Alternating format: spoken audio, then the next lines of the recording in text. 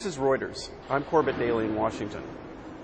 The Obama administration wants to give the Federal Reserve even more power to oversee financial institutions that could be deemed too big to fail. But Republican Congressman Ron Paul of Texas wants more oversight of the Fed itself. Paul is a longtime critic of the Fed, but this time he has 250 members of Congress backing his bill that would give the Government Accountability Office the ability to audit the Fed, including monetary policy. Congressman Paul, thanks for joining us. Good to be with you. Chairman Bernanke has said that your bill could revoke the independence of the Fed. Is that your intention here? That wouldn't be too bad of an idea. Why should they be independent? Independent to them means secrecy, do whatever they want, spend trillions of dollars, bail out their friends, make deals with international bankers, with other central banks and other governments.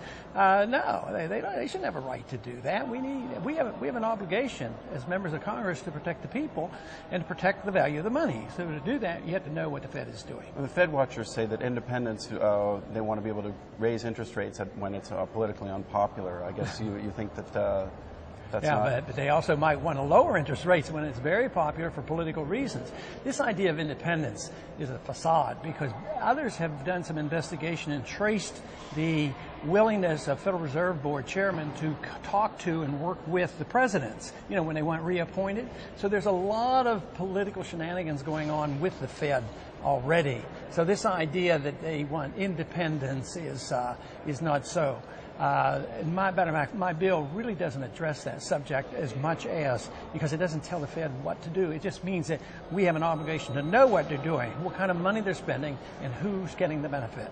Right. The chairman has also said that giving Congress greater oversight of the Fed would risk the stability of the dollar. Are you worried about that at all? Yeah, I'm very worried about it, and that's one of the reasons we need the audit, is to find out what they're doing. But he says that oversight of the Fed itself would risk the stability of the Well, dollar. I don't believe that. I think it would be the opposite. I think the fact that they can double the money supply like they did in last year, that is a horrendous amount of inflation. If you double the money supply, that means that eventually you'll have less money. The dollar now is worth 4 cents of what it was worth in 1913 when the Fed was established. So that tells you they're not very good at protecting the value of the money. So that's the obligation. They should protect the value of the money, not to be the counterfeiters. They're the counterfeiters of the world, and they're protected by this secrecy. You've gotten a lot of support, 250 members of Congress. How about the Speaker? Has she promised you that she'd bring it to a vote? No, I haven't personally talked to her about that. We do have some chairmen on board. Who do you have on board? Louise Slaughter is on, as well as John Conyers, and we have 80 Democrats.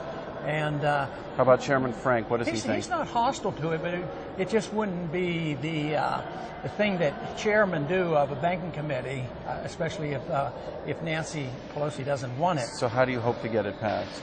It's going to be difficult because I know how powerful those who believe in the Federal Reserve System are. And we saw that in the Senate this week when the Mint tried to put it onto a bill, and they say, oh, no, you're not allowed to amend an appropriation bill.